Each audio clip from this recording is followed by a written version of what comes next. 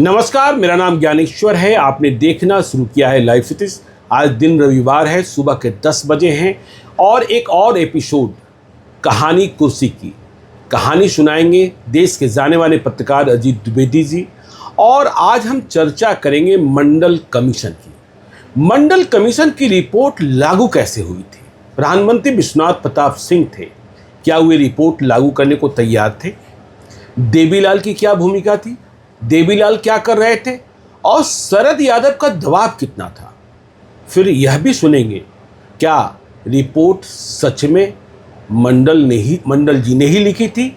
यह कहानी भी बहुत ही दिलचस्प है और कहीं अनकहीं कहानियों में भारत के राजनीतिक इतिहास में इस कहानी का बड़ा महत्व है। तो अजीत जी, इस कहानी को मंडल कमीशन को लेकर बिहार में कितना कुछ होता रहता है, पूरी राजनीति ही मंडल बनाम कमंडल। बिल्कुल। तो हाँ, तो इस कहानी को भी आज हम लोग सुने। हाँ, बिल्कुल ये अच्छा है। ये कहानी जो है, हम लोग अभी जो कहानियों का सिलसिला चला रहे हैं उसमें कुछ निजी बातें, कुछ राजनीतिक बातें थी, सब तरह की बातें थी। ये विशुद्ध पॉलिटिकल कहानी, विशुद्ध राजनीतिक कहानी है जिसने पूरे देश का पॉलिटिकल ग्रामर बदल के रख दिया था। ये मंडल की रिपोर्ट ग्रामर ही बदल दिया, पूरा ग्रामर बदल गया था। पूरा ग्रामर, राजनीति का पूरा ग्रामर बदल गया था। इसमें कई दिलचस्प पहलू हैं और चर्चा इसलिए भी हम लोग कर रहे हैं क्योंकि बिहार के कई बड़े नेता इसमें जुड़े हुए हैं। बिल्कुल। दो नेताओं की तो भूमिका हम लोग निश्चित रूप से इसमें रेखांकित करेंगे। एक तो शरद यादव और दूसरे रामविलास पासवान। उनका भी बड़ा योगदान था इसमें।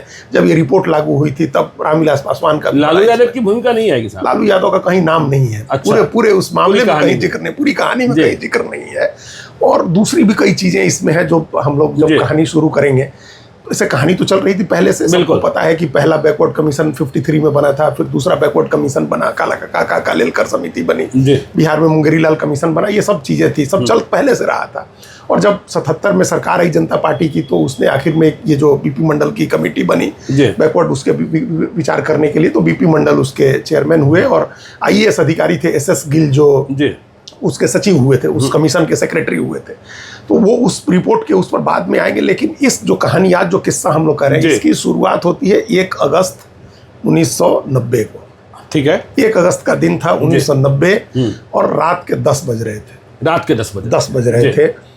और रैक्स फोन होता है, जो लोग राजनीति में जानते हैं वो लोग जानते हैं कि रैक्स फोन होता है जिस पर prime minister senior officer direct बात करता है। तो हम लोग ठेठ भाषा में हॉटलाइन कहते हैं। हॉटलाइन है, हाँ। तो रैक्स फोन पर शरद यादव के रैक्स फोन की घंटी बजी रात में 10 बजे। और शरद यादव ने अपनी घड़ी देखी, रिस्ट वॉच वो बांधते थे, उन्होंने घड़ी देखी, रात के 10 बज रहे हैं और ये सोने का समय है। इस समय उन्होंने फोन उठाया तो प्रधानमंत्री VP सिंह लाइन पर थे। उन्होंने कहा कि शरद भाई, अब देवीलाल के साथ काम करना बड़ा मुश्किल हो गया है। अच्छा। हाँ। तो शरद यादव ने छूटते ही कहा कि हटाइएगा मत देवीलाल को। अच्छा। हाँ, क्योंकि शरद यादव को अंदाजा था कि देवीलाल कितने बड़े नेता हैं। बिल्कुल। और ये अब कहानी चली तो एक छेपक की तरह ये बात बता दें कि देवीलाल ने हमेशा चुनाव में, जो 87 उसके से बोफोर्स का आंदोलन चल रहा था और 89 का जो चुनाव हुआ, पूरे चुनाव में देवीलाल ने VP सिंह को प्राइम मिनिस्टर प्रोजेक्ट किया था। बिल्कुल। लेकिन जब चंद्रशेखर अड़े और जब झगड़ा शुरू हुआ तो बड़ा तनाव हो गया था। डिप्टी प्राइम मिनिस्टर बनने को तैयार नहीं थे देवीलाल, और बनने को तैयार थे तो कहते थे कि होम चाहिए। अच्छा। और होम देने को तैयार नहीं थे VP सिंह एंड कंपनी को। बड़ा झगड़ा हुआ था। और एक समय ऐसा हुआ, वो भी एक किस्सा दिलचस्प, बाद में डिटेल बताएंगे। अभी हम लोग एक चर्चा कर दें कि जब जनता दल की पार्लियामेंट्री पार्टी की मीटिंग हुई सेंट्रल हॉल में, तो VP सिंह ने उठ करके देवीलाल का नाम प्रस्तावित किया कि देवीलाल प्रधानमंत्री हमारे जनता दल विधायक दल के नेता होंगे। अच्छा। हाँ। और बाकी उधर संसदीय दल के नेता होंगे। और उधर बीजेपी के लोग इंतजार कर रहे थे कि जनता दल उन दिनों था कि जनता दल नेता चुने तो हम उसको समर्थन दें। तो जनता दल के नेता के तौर पर VP सिंह ने नाम प्रोजेक्ट कर दिया देवीलाल का, और तुरंत समर्थन मिल गया और हो गया कि देवीलाल नेता चुन लिए गए, प्रधानमंत्री हो गए। और भागा, इस बात का जिक्र कई लोगों ने अपनी किताबों में किया है कि UNI PTI सबके रिपोर्टर भागे और स्टोरी फ्लैश करा दी कि देवीलाल प्रधानमंत्री हो। ब्रेकिंग। और 2 मिनट के लिए, चूंकि वो भी उस देवीलाल ने एक समय कहा था कि हम 1 मिनट के लिए भी प्रधानमंत्री बनना चाहते हैं, तो खैर प्रधानमंत्री नहीं हुए, नेता बने। फिर देवीलाल खड़े हुए और उन्होंने कहा कि हम VP सिंह का नाम प्रस्तावित करते हैं। अच्छा। और तब फिर लोगों ने समर्थन कर दिया उनका, और चंद्रशेखर भौचक होकर देखते रह गए। ये चंद्रशेखर का सारा खेल था कि VP सिंह नहीं बने। तो खैर देवीलाल के साथ इस तरह के संबंध थे, ये बात शरद यादव जानते थे। तो उन्होंने छूटते ही कहा VP सिंह को कि हटाइएगा मत। अच्छा। लेकिन VP सिंह ने कहा कि अब तो हटा दिए। अच्छा। हटा दिए। अच्छा। तो शरद यादव सन्न रह गए, एकदम सन्नाटा खिंच गया। देवीलाल उप प्रधानमंत्री थे और बड़ा टावरिंग फिगर थे। अब वो हटा दिया हमने, तो अब सन्नाटा दोनों तरफ से, न वीपी सिंह कुछ बोल रहे हैं, न शरद यादव कुछ बोल रहे हैं।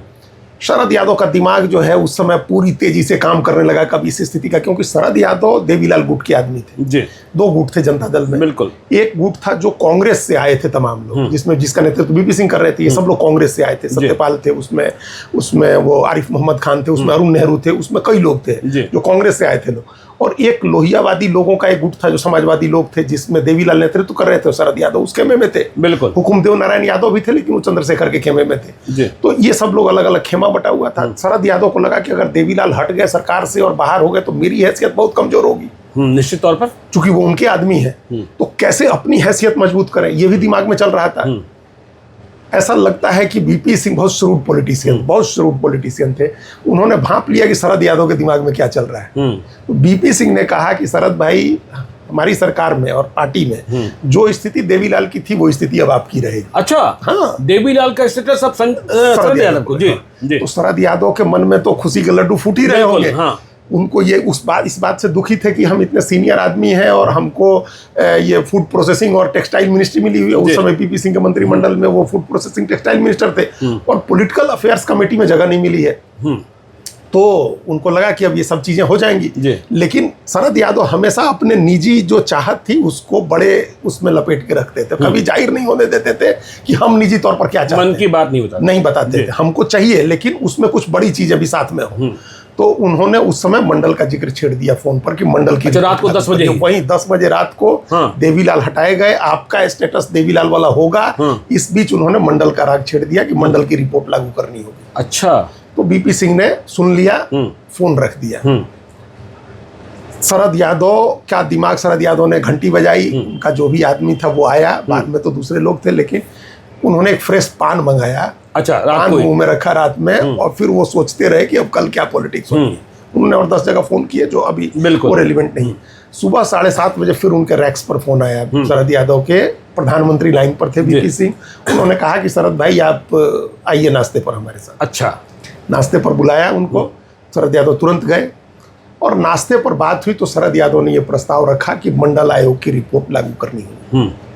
9 अगस्त को देवीलाल ने अनाउंस कर दिया था कि वोट क्लब पर अपनी ताकत दिखाएंगे, बड़ी रैली करेंगे। वो ऐतिहासिक रैली हुई भी थी वोट क्लब की। उसके पहले मंडल आयोग की रिपोर्ट लागू कर देनी है ताकि वो डाइल्यूट हो जाए और जो पिछड़ी जाति के जो नेता जीत के आए हैं या अलग दूसरी पार्टियों में हैं उनका सद्भाव हासिल हो सके। तो ये बात सहमति हो गई। शरद यादव ने कहा और वीपी सिंह ने कहा कि हम इसको देखते हैं। इनका स्टेटस बहाल हो गया। ये पॉलिटिकल अफेयर्स कमेटी में आ गए शरद यादव और इन्होंने भी अपना दाव चल दिया कि मंडल की रिपोर्ट। अब देखिए ज्ञानेश्वर जी, मंडल के बारे में ये कहा जाता है, वीपी सिंह को लोग क्रेडिट देते हैं कि वीपी सिंह ने लागू भी किया वीपी सिंह। बिल्कुल। लेकिन ये बात कोई नहीं कहता है कि वीपी सिंह शुरुआत में मंडल आयोग की रिपोर्ट लागू करने के पक्ष में नहीं थे। हाँ। ये बात शरद यादव ने खुद कही है कि वो नहीं लागू करने के पक्ष में थे या एटलीस्ट जल्दीबाजी में नहीं थे। तो जो काम, इसका मतलब कि जो काम इंदिरा गांधी ने किया या राजीव गांधी ने किया वीपी मंडल की रिपोर्ट आने के बाद से, वही काम वीपी सिंह भी करना चाहते थे। बिल्कुल। वो लागू नहीं करना चाहते थे। और इसका सबसे बड़ा सबूत ये था कि उन्होंने मंडल कमीशन के इम्प्लीमेंटेशन की जो कमेटी बनाई उसका चेयरमैन देवीलाल को बना दिया। बिल्कुल। और सारे लोगों को पता था कि देवीलाल इसके कट्टर विरोधी हैं, एकदम नहीं चाहते हैं कि मंडल कमीशन की रिपोर्ट लागू। अजीत सिंह रिलक्टेंट थे। अजीत सिंह भी जाट नेता है, लेकिन उनकी एक शर्त थी कि जाटों को भी इसमें शामिल कर दीजिए तो हम समर्थन करेंगे। लेकिन देवीलाल किसी कीमत पर उसके पक्ष में नहीं थे और उनको चेयरमैन बना दिया था। तो जाहिर था कि नहीं लागू करना है। तो वो लागू नहीं करना चाहते थे। लेकिन यहाँ मौका देखा शरद यादव ने कि देवीलाल को हटाया है, अभी वल्नरेबल है, वीपी सिंह कमजोर हो रहे हैं, मौके पर चौका मार दिया। उनका अपना हमेशा ये रहा है कि मंडल के पिछड़ों के लिए वो राजनीति करते रहे, तो वो लागू हो जाए। तो 1 अगस्त को रात में 10 बजे फोन आया। 2 अगस्त को सुबह नाश्ते पर उन्होंने मंडल कमीशन की सहमति बनवा दी वीपी सिंह से। फिर उसी दिन पार्लियामेंट्री पार्टी की बैठक बुलाई गई जनता दल की। और उस बैठक में वीपी सिंह ने कहा कि अब तक लालू यादव को कोई खबर नहीं, किसी की कोई खबर नहीं अच्छा। है। कोई खबर नहीं है किसी को कि कहीं वो लोग इन्वॉल्व हैं इस मामले में। कोई जिक्र नहीं आ रहा है लालू यादव का भी नहीं और मुलायम सिंह यादव का भी। शरद यादव है, शरद यादव मेंटर थे ना इन सब लोगों। बिल्कुल। हाँ, ये 1 अगस्त को जब ये बीपी सिंह से बात हुई, देवीलाल वाला घटनाक्रम हुआ, तो जरूर इन्होंने फोन किया कई लोगों को। उसमें हो सकता है कि शरद यादव ने इन लोगों को भी फोन किया हो, लेकिन वो काबिल जिक्र नहीं है, वो नहीं ऐसा जिक्र के काबिल है। जब पार्लियामेंट्री पार्टी की बैठक शुरू हुई तब कहा बीपी सिंह ने कि हमने 14 ज्वाइंट सेक्रेटरी लगा रखे हैं इस पर। अच्छा। हाँ, 14 ज्वाइंट सेक्रेटरी लगा रखे हैं, मंडल कमीशन की रिपोर्ट आ रही है, हम लोग लागू करेंगे। अच्छा। हाँ, तो फिर उसमें कहा कि लेकिन हम इस पर धीरे धीरे इसको क्रमशः लागू करने के पक्ष में है। बिल्कुल। क्योंकि तब बीपी सिंह ने कुछ इसके बताया कि क्या क्या इसमें टेक्निकल प्रॉब्लम है, कि क्या कि मल्लाह जैसे बिहार में ओबीसी में है लेकिन दिल्ली में एससी में है, कोई कुर्मी जैसे हमारे यहाँ ओबीसी में है, कई जगह ओबीसी में है और गुजरात में ऐसा नहीं है। तो इसको रैशनलाइज करना होगा, इसके लिए थोड़ा टाइम लगेगा। तो उस पर हुकुमदेव नारायण यादव ने तंज किया था बड़ा, कि वो चंद्रशेखर खेमे के थे, उन्होंने कहा कि भाई कैसे करेंगे ये, तो सवर्ण प्रधानमंत्री के रहते थोड़े मंडल कमीशन की रिपोर्ट लागू, ये सब बातें तो कैसे लागू होगी। लेकिन ये हुआ कि वो शरद यादव इस बात पर अड़े और उन्होंने एक सहमति बना ली। बीपी सिंह को भी नहीं, कहानियां तो और भी हैं अजीत जी की। जो मंडल कमीशन की रिपोर्ट है वह सच में लिखी किसने थी? जो एस एस गिल का आप जिक्र कर रहे थे, उनके भी तमाम दावे रहे, लेकिन बीपी मंडल की बात होती है तमाम। लेकिन ये बात तो आप सही है एकदम, इस बात में कोई संदेह नहीं है। जब आगे जब ये चीजें और खुली, जब परतें खुली सारी, तो ये एस एस गिल ने ही कहा हुआ। और एस एस गिल बड़े बहुत अच्छे अधिकारी थे, और हम इसलिए जानते हैं क्योंकि हमारा पर्सनली उनसे मिलना जुलना था बाद के समय में, लेट 90s में, लेकिन मेरा मिलना जुलना था उनसे। उन्होंने एक किताब लिखी है, उसका नाम है pathology of corruption, pathology of corruption. हाँ, वो किताब लिखी और उन्होंने उनमें बड़े एनेक्डोट्स हैं। और आज़ादी के समय किस तरह से उन्होंने, एक बार जब हम मिले थे तो उन्होंने किस्सा सुनाया था कि एक बड़े टंगुटरी प्रकाशम एक बड़े नेता थे कांग्रेस पार्टी के, टी प्रकाशम। आप आएंगे यहाँ दिल्ली में तो हैदराबाद जो आंध्र भवन है, वहाँ जो चौक है, वहाँ उनकी मूर्ति भी लगी हुई है, टी प्रकाशम की। और आंध्र प्रदेश में प्रकाशम एक जिला है, वहीं के थे। तो वो एक बार यात्रा पर निकले थे और उस यात्रा में जो पैसे मिले थे वो पैसे उन्होंने रख लिए थे। अच्छा। कांग्रेस के खाते में नहीं जमा कराए थे। तो नेहरू जी ने, गांधी ने चिट्ठी लिखी महात्मा गांधी ने, कहा कि तुम पैसा जमा कराओ, कांग्रेस का पैसा है वो। तो वो अपने उस पैथोलॉजी ऑफ करप्शन में भी उन्होंने जिक्र किया। तो इस तरह के बहुत एनेक्डोट्स थे एस एस गिल के पास, वो सुनाते बताते थे।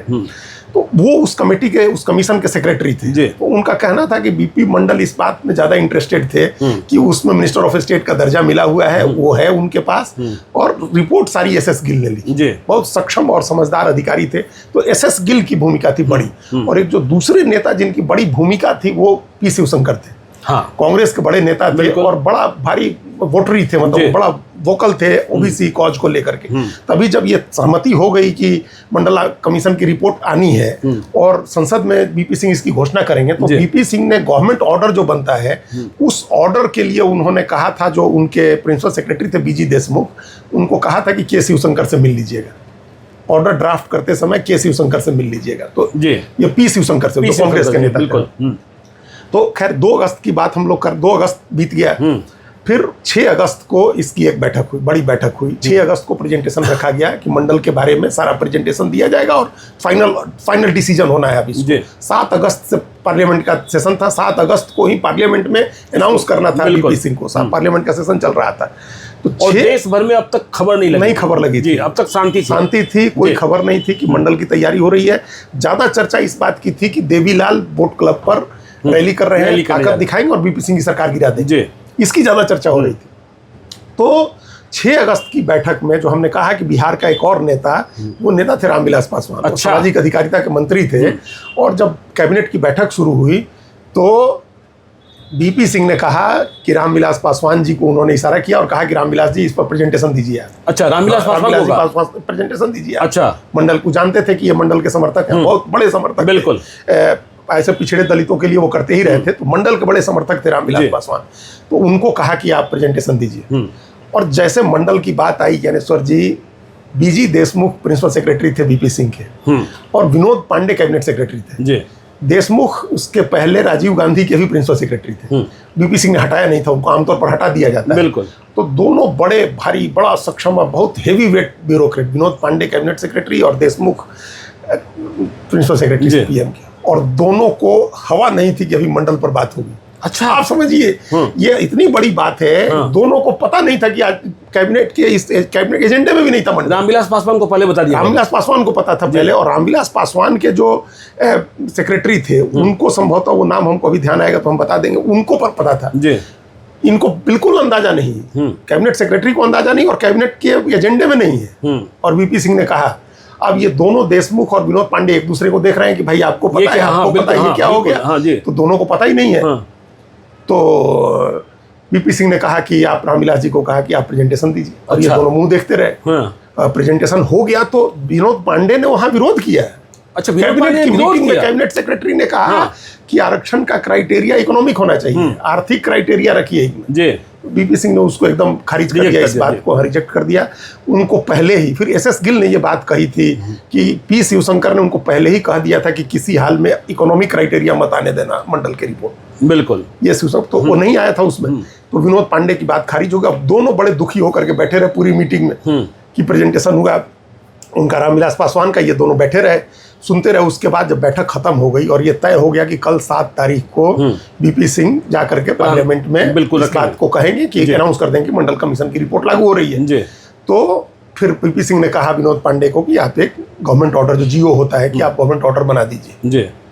तो बड़ा दुखी थे, जैसे खिसियानी बिल्ली टाइप का होता है, वो नाराज होकर के गए और जाकर के उन्होंने कहा कि हम ऑर्डर बना देंगे, गवर्नमेंट ऑर्डर बना देंगे। ये भी कहा वीपी सिंह ने कि गवर्नमेंट ऑर्डर बनाने के साथ आप पी शिवशंकर को दिखा लीजिए। अच्छा, हाँ। लेकिन इसके बाद तो पूरे देश में आग की लपटें, हाँ, वो तो बहुत हुआ। तो फिर ये गए, जब ये गए पी शिवशंकर के पास ड्राफ्ट लेकर के अपना विनोद पांडे, तो उसने खारिज कर दिया, कहा कि ऐसे थोड़े ड्राफ्ट बनता है, इतना माइल्ड ड्राफ्ट लिखेगा, इतना बड़ा डिसीजन होना है। विनोद पांडे ने खारिज कर दिया, विनोद पांडे का ड्राफ्ट पी शिवशंकर ने। अच्छा, पी शिवशंकर ने, हाँ, पी शिवशंकर का दावा है कि जो गवर्नमेंट ऑर्डर पार्लियामेंट में पढ़ा वीपी सिंह ने, वो हमने लिखा। अच्छा, उन्होंने, आप सोचिए कितना पेच है ये, मतलब, हाँ बिल्कुल। पी शिवशंकर ने कहा कि हमने लिखा।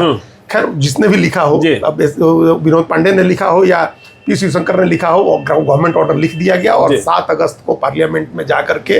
अच्छा, एक और दिलचस्प बात इसमें छूट गई, जो नीरजा चौधरी ने अपनी किताब में लिखी है, और भी 1-2 लोगों ने कहा है वीपी सिंह के बारे में। वीपी सिंह के बारे में कहा जाता है कि वो पॉलिटिकली ईमानदार नहीं थे, पॉलिटिकली ईमानदार नहीं थे, इकोनॉमिकली बड़े ईमानदार थे, आर्थिक रूप से वो कोई बेईमानी नहीं करते थे, लेकिन राजा नहीं, फकीर है, देश का फकीर है, लेकिन पॉलिटिकली ईमानदार नहीं थे। एक बात तो ये कही जाती है।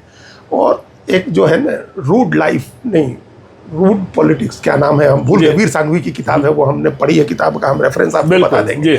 उन्होंने लिखा है कि वो बहुत कम सच बोलते थे। अच्छा, सच भी कम बोलते। अच्छा, जैसे उसने कहा है, वीर सांघवी ने किताब में लिखा है कि अगर वो कहें कि हम पूरब की तरफ जा रहे हैं, जो एक बार नेहरू ने कहा था संघ के लोगों के लिए, तो उनको पूरब छोड़ करके और बाकी सारी दिशाओं में खोजना चाहिए। अच्छा। तो उसी तरह की बात उन्होंने वीपी सिंह के लिए लिखी है, वीर सांघवी ने अपनी किताब में।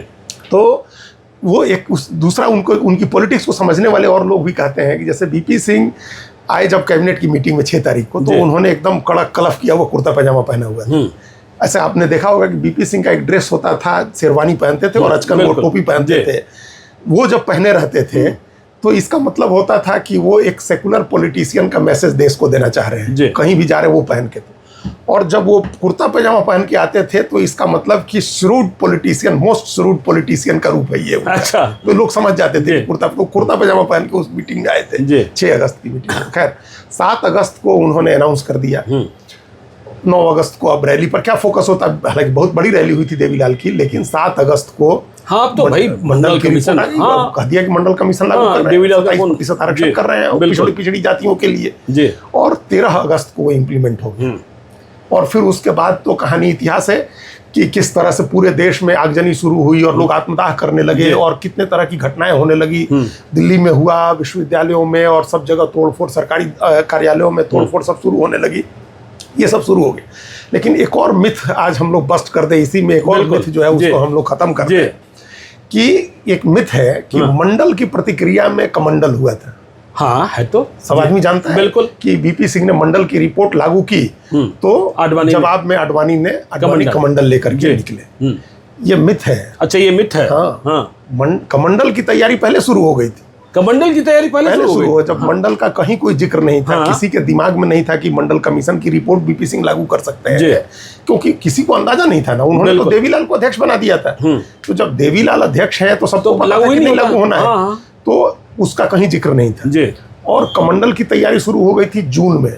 अच्छा, ये अगस्त में लागू हुआ है, 7 अगस्त को घोषणा की है बीपी सिंह ने, और जून में तैयारी शुरू हो गई थी।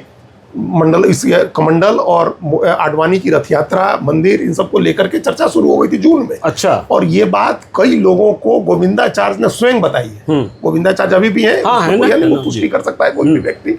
और इस बैठक, ये जो बीपी सिंह की बैठक हुई 6 अगस्त, इससे कोई 27 दिन पहले जुलाई में किसी दिन इसको लेकर के बैठक हुई थी, रथ यात्रा की प्लानिंग की बैठक हुई। जी बिल्कुल, महाजन होंगे और सब लोग होंगे, इसकी तैयारी की बैठक हुई थी जुलाई में किसी दिन। अब एग्जैक्ट तारीख नहीं याद है, लेकिन 6 अगस्त को जो बीपी सिंह की कैबिनेट हुई थी, इसका मतलब मंडल का जवाब कमंडल नहीं था, कमंडल का जवाब, हाँ जी, कमंडल की तैयारी पहले थी, उसका जवाब भी समझ लीजिए मंडल। बिल्कुल, मतलब मंडल, ये मानते हैं लोग कि मंडल देवीलाल की रैली का जवाब है, देवीलाल की रैली का जवाब मंडल, और मंडल का जवाब कमंडल, ये माना जाता है। ऐसा नहीं है, मंडल जो है वो देवीलाल की रैली का भी जवाब था, और बीजेपी की कमंडल की जो तैयारियां चल रही थी उसका भी जवाब था।